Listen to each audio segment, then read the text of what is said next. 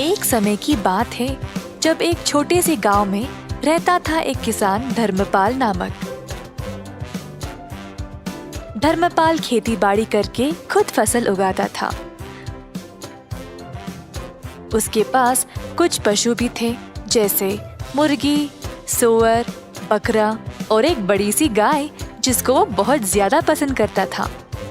गाय से उसको काफी प्यार था क्योंकि वह हर रोज बहुत सारा दूध देती थी। धर्मपाल की कमाई ज्यादातर गाय के दूध से ही मिलती थी, तो वो चाहता था कि गाय हमेशा स्वस्थ रहे।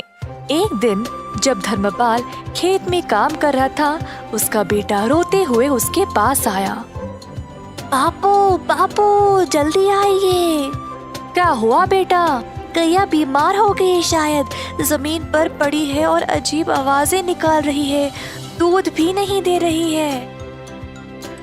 किसान और उसका बेटा तुरंत घर की ओर गए तो देखा कि गैया बहुत कमजोर लग रही थी। जब दूध निकालने की कोशिश की तो दूध भी नहीं निकला। किसान बहुत ही परेशान हो गया। अगर यह दूध नहीं देगी तो मैं क्या करूँगा? बिना दूध के ये तो बेकार है मेरे लिए। हर बार इसके लिए दवाई और देख रेख करने का समय नहीं है मेरे पास। कुछ ना कुछ करके इससे छुटकारा ही पाना पड़ेगा। किसान को लगा कि अब गाय ठीक नहीं हो पाएगी, तो उसको खड़ा करके वन की ओर चलाते गया। गाय ने बहुत दूध दिया और अब वह उसके लिए बेकार हो चुकी थी। जंगल के भीतर पहुंचने के बाद किसान ने गाय को खुला छोड़ दिया और वहां से चला गया। बेचारी गैया अकेले और असहाय खड़ी रही। थोड़ी देर बाद गाय जंगल से डरने लगी और वहां से निकलने का रास्ता ढूंढने लगी। अपनी हिम्मत जुटाकर चलने लगी। बहुत देर बाद आखिरकार वह खुली जगह पर पहुंच गई, पर उसको पता ही नहीं था कि वह कहाँ आ गई। अचानक से उसने एक छोटा सा घर देखा और जल्दी उसकी ओर चलने लगी। घर तक पहुंचते ही वह थकावट से बेहोश गिर पड़ी दरवाजे के पास। यह एक गरीब आदमी मधु का घर था। सुबह सवेरे मधु बाहर आया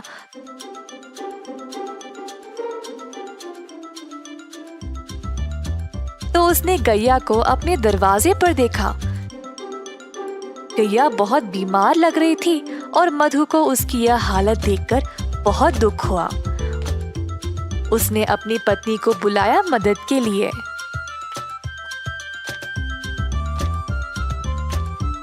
हो सुनती हो, यह बेचारी गैया बहुत बीमार है, इसका ख्याल रखना पड़ेगा। मेरे पास थोड़ा सा घास और चावल है जो यह खा सकती है। मधु ने जो कुछ थोड़ा सा खाना था वो ले आया और गैया के सिर पर गीला कपड़ा रखा। मधु और उसकी पत्नी ने बहुत दिनों तक गैया का ख्याल रखा और धीरे धीरे गैया की हालत बेहतर होने लगी। जल्द गाय अपने आप चलने लगी। मधु गैया से बातें करता था, रोज उसको खिलाते हुए। गैया को भी मधु से बहुत लगाव हो गया। एक दिन जब मधु घर के बाहर सफाई कर रहा था,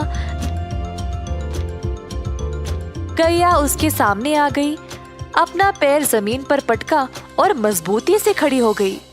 पहले मधु को समझ नहीं आया, फिर उसको लगा कि शायद वो दूध देना चाहती है। मधु ने एक मटका लाया और गाय से दूध निकालने लगा। इतना सारा दूध देखकर मधु खुशी से झूम उठा। जल्दी वह अपनी पत्नी को दिखाया। देखो क्या हुआ आज, गौ माता ने दूध दिया है। हम इसको बेचकर अच्छा पैसा कमा सकते हैं। ये तो कमाल हो गया जी, प्रभु ने हमारी प्रार्थना सुन ली। ठीक है, आप जल्दी बाजार जाइए और इसको बेचकर पैसे ले आइए। आज रात हम घर पे दावत करेंगे। तो मधु गया बाजार और दूध बेचकर अच्छा पैसा कमाया।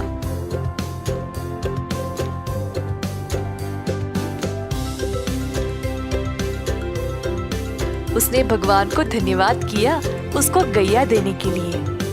मधु दूध बेचने लगा और जल्द अपने शुद्ध दूध के लिए मशहूर बन गया। गांव वालों को अब केवल उसी का दूध चाहिए था। जिसके लिए अच्छी रकम भी दिया करते थे। इस बात की खबर धर्मपाल तक पहुंच गई। मेरी गैया को चुराने की हिम्मत कैसे हुई इसकी, और अब वह अच्छे पैसे कमा रहा है। मैं अभी जाकर उसको वापस लूंगा, वो तो मेरी गाय है। धर्मपाल गया मधु के घर। मैंने सुना मेरी गैया तुम्हारे पास है और तुम उसका दूध बेच रहे हो। ये तुम्हारी नहीं है, दे दो मुझे वापस। यह सच नहीं है। गाय बहुत बीमार थी और मरने वाली थी। तुमने इसका ख्याल नहीं रखा, पर मैंने इसको ठीक किया है, तो यह मेरी है। तुम गाय को वापस नहीं ले सकते। मैं चुपचाप नहीं बैठने वाला। ग्राम प्रधान के पास जाकर उनसे बात करूंगा, अब वही फैसला करेंगे। तो दोनों आदमी ग्राम प्रधान के पास जाकर अपनी समस्या सुनाई। तो यह है तुम लोगों की समस्या। यह तो बहुत आसान है, मैं हल कर दूंगा, चिंता ना करो। धर्मपाल को लगा अब वह जीत ही गया। उसको पता था कि वही गाय का असली मालिक है, तो बस उसी का नाम सुनने का इंतजार करता खड़ा रहा। तुम दोनों गाय के दाएं और बाएं खड़े हो जाओ। तो दोनों इसी प्रकार गाय के आजू बाजू में खड़े हो गए। कुछ देर तक सब चुपचाप थे। अचानक से गाय अपनी जगह से हिली और मधु के पास आकर खड़ी हो गई। अतः ग्राम प्रधान ने यह निर्णय लिया कि गाय मधु की ही है, क्योंकि उसी ने उसको प्यार दिया और उसको अच्छे से ख्याल रखा। अब गैया ने अपना मालिक खुद चुना है, तो मैं इसकी इच्छा टाल नहीं सकता। मधु, ले जाओ अपनी गाय को।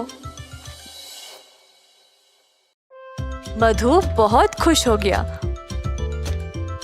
और गैया को अपने घर ले चला।